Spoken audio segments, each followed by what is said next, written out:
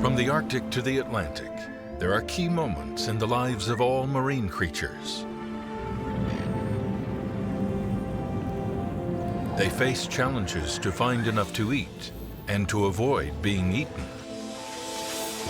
Drones are helping scientists to uncover new behaviors by revealing details never seen before. Oh wow, this is amazing, huh? Because animals are changing old behaviors to meet their new needs. In some cases, separate species have learned to combine their special skills. It's amazing how they fold their wings back just before they hit. In South Africa, when missiles from the sky meet torpedoes beneath the sea, the result is a victory for both hunters.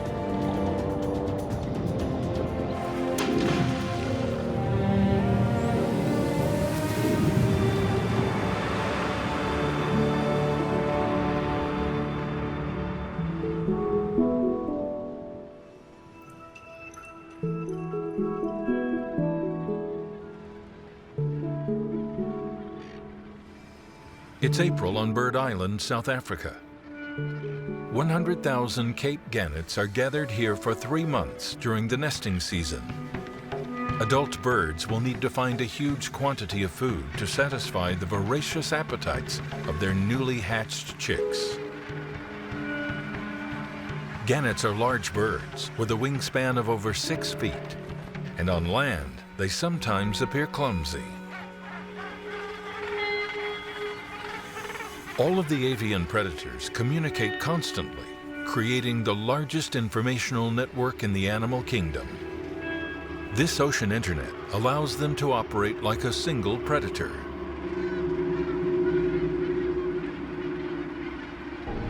At sea, the gannets turn into living missiles because they're perfectly adapted for surveying the marine world.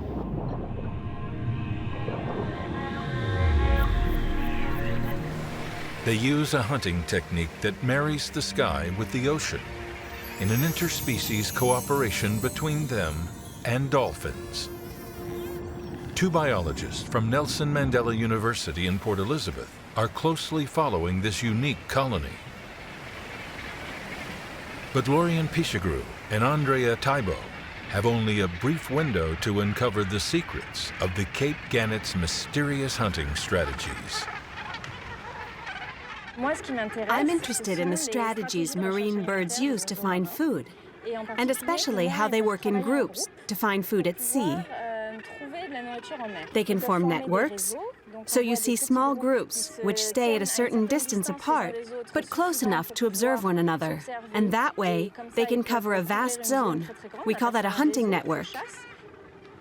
These networks can scour huge distances at sea, and as soon as one group finds any prey, there's a sort of domino effect, and all the other birds will gather quickly. I'm focusing on the dive strategy and capture rate. I'd like to know more about the height from which they dive and the angle at which they hit the water. And at that speed, what depth that will take them down to. And then how they adapt their dive underwater. And if the form of the dive has an influence on their catch success rate. So I'm looking at the whole relationship between the moment when they decide to dive, the shape of the dive in the air, then in the water, and whether they catch something or not. Although they have no external nostrils, the gannets can smell that prey is coming. They are ready for a hunt that involves 3 protagonists: the birds themselves, dolphins, and their mutual target. Thousands of eyes are watching and waiting. The biggest animal migration in the world is headed their way. 4 billion sardines are approaching Bird Island. The survival of the next generation of gannets depends on their parents' hunting success over the next 2 months.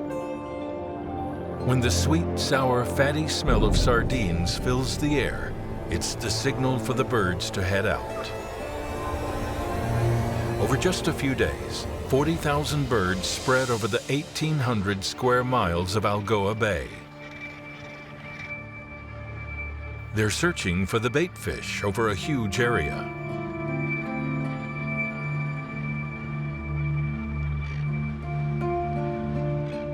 The biologists are also searching for the sardines, but they need to find another creature first.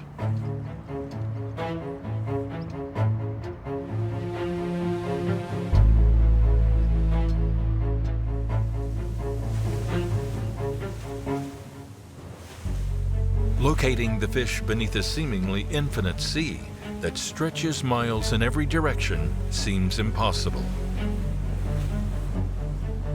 The Cape Gannets and the scientists are both watching for signs of a precious ally, common dolphins.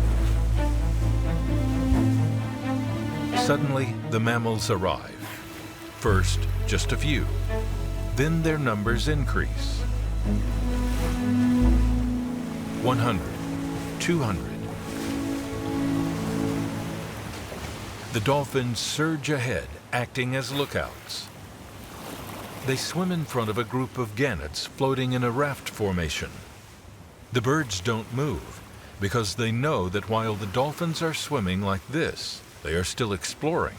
There's no prey yet in sight. The hunt is now spread out along a 12-mile line. The dolphins use their powerful sonar to probe the ocean expanse. There are nearly 1,000 of them now. For every dolphin seen, there are another 8 below the surface. The dolphin squadron is a long-range detection machine, and nothing escapes its notice for miles around. Now the gannets' success depends entirely on the dolphins' ability to track down their mutual prey.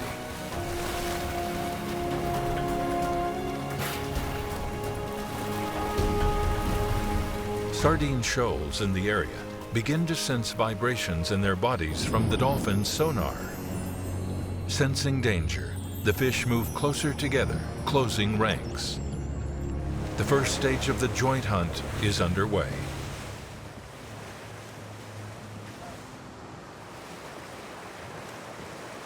Now the dolphins radically change their swimming pattern.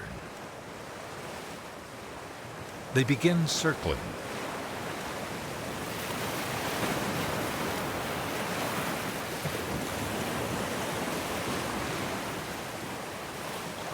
They have found a shoal of sardines. The hunters dive, which causes the fish to panic and pack more tightly together. Then the dolphins guide the sardines towards the surface, corralling them into a compact ball of prey. At this stage, the bait ball presents problems for the dolphins. It pulsates in constant motion, with each individual fish only visible for a few seconds.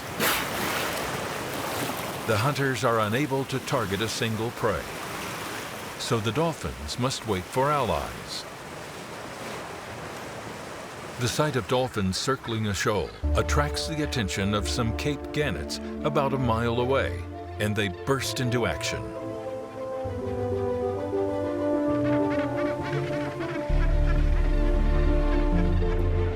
Their flight triggers a second, more distant group to take to the air, and so it unfolds. When the magic happens, the network spreads the information quickly.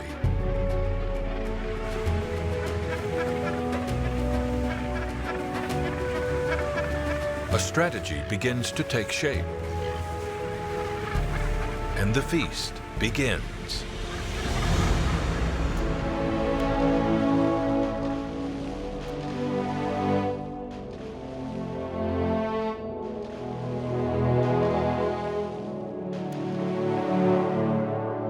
First, the gannets plunge into the center of the bait balls, which causes the fish to panic and scatter. The sardines disperse for a few seconds, losing the protection of the ball. It's just long enough for the dolphins to swiftly target and capture their prey.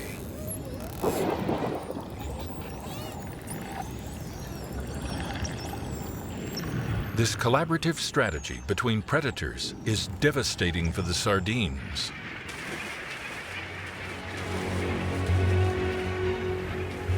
An attack can last for hours until the victims have all been eaten. Sometimes, a surprise guest shows up at the banquet.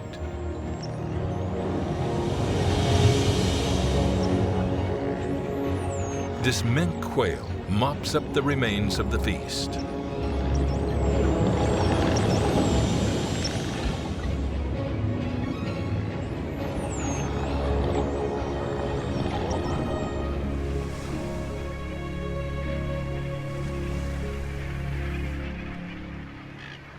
Once the shoal has been devoured, the dolphins regroup into a new search patrol, while the birds spread out again to reform their network. But how do the gannets locate their prey?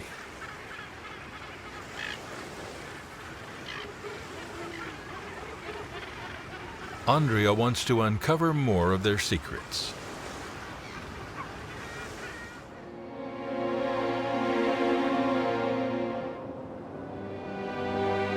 After 6 weeks of observing the tactics used by the gannets in the middle of the ocean, the biologists want to spend the rest of the season describing in more detail the catch techniques used by the birds. They head back out to sea with Lewis.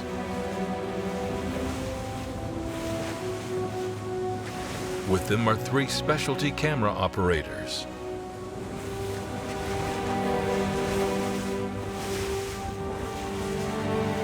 The scientists are hoping to observe the birds hunting from every angle.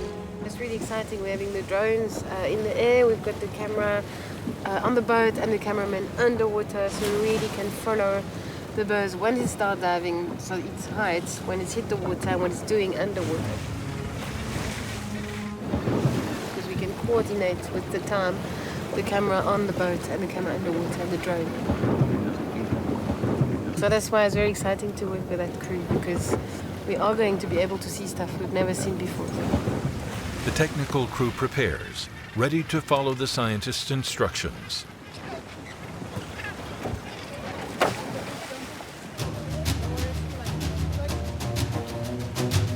The high-speed camera allows the action to be slowed down 40 times, revealing the bird's slightest movements.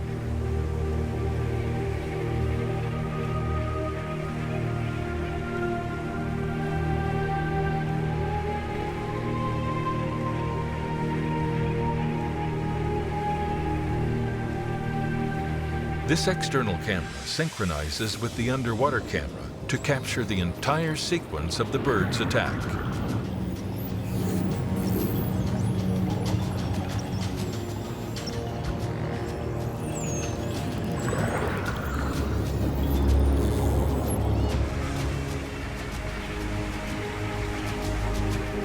The researchers are delighted with the first results from this multi-camera setup. But they need to work fast. Barely 2 months remain before the birds will move on, and the weather allows them only 1 or 2 attacks per week. Each time the scientists return to port, they bring back fresh discoveries.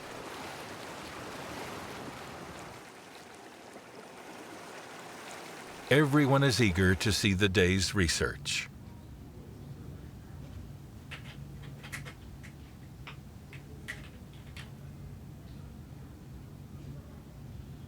So ladies, I've been looking at the vision that we've been shooting on the high-speed camera. So that big camera I've been using has been doing 500 pictures a second, whereas normal video is 25.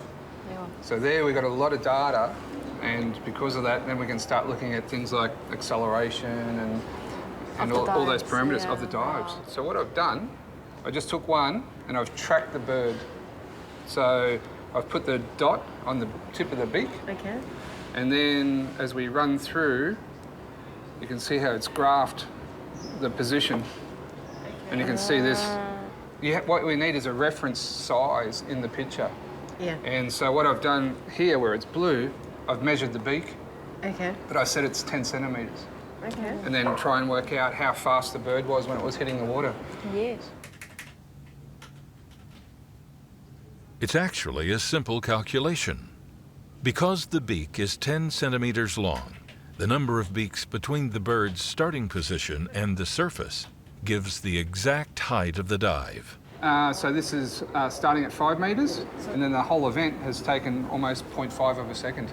So there's metres up here, and then second down here, so it was pretty well 5 metres over half a second, so 10 metres per second acceleration, which if you want to convert to kilometres an hour would be, you multiply that by 3.6, and so 36 kilometres an hour.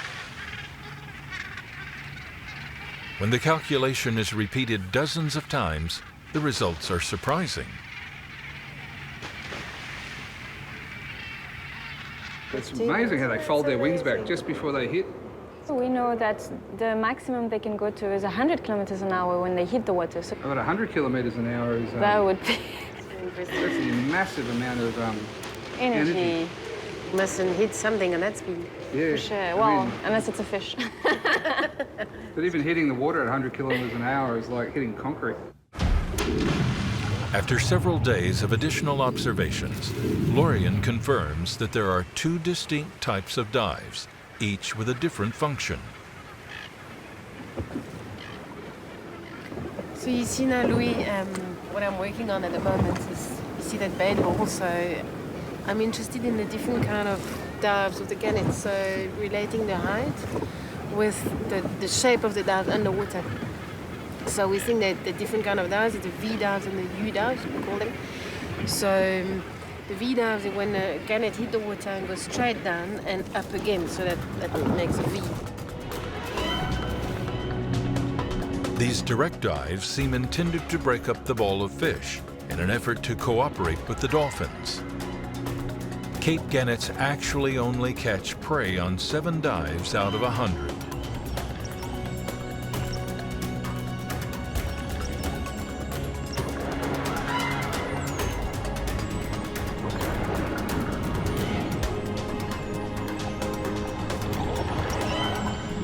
Dives when they go down and then they actually chase a prey, and they probably go further up, going underwater further up and longer. Underwater, gannets are accomplished swimmers. Their close-set eyes allow them to see in 3 dimensions and adapt instantly to the liquid world. Their wings act as flippers, allowing them to pursue their prey without having to surface for up to 2 minutes. No other bird that is also capable of flight can match this performance. Perhaps the most incredible discovery is the truce that's seen between the hunters. Gannets are ideal prey for the many copper sharks, which profit from the sardine run. But during the hunt, the sharks are only interested in fish. Have you got any idea of how deep they dive when they do the V dive? When they go quite high, when they dive from quite high, they can go down to 12 meters and go straight up. But I've got some record of 18 to 25 meters when then they fly down in the water and then they chase. So, which is quite nice for a flying bird. Yeah. Along with creating dive profiles, the research team established that a Cape Gannet dives around 30 times a day to catch the 7 fish necessary for the survival of its family. As the season progresses, the sardines move north. Each day finds them another 3 to 5 miles from Bird Island. By the end of June, they are nearly 200 miles from the gannet colony, and it takes the birds 2 days to reach their prey. Their net energy gain falls to 0. It is time to abandon the hunt for this year. The 10 million sardines which the adult birds brought home over the past 2 months will allow 30,000 chicks on Bird Island to grow strong and eventually fend for themselves. And for the first time, thanks to Lorian and Andrea's research, the Cape Gannets can't hide the secrets of their superb hunting techniques any longer.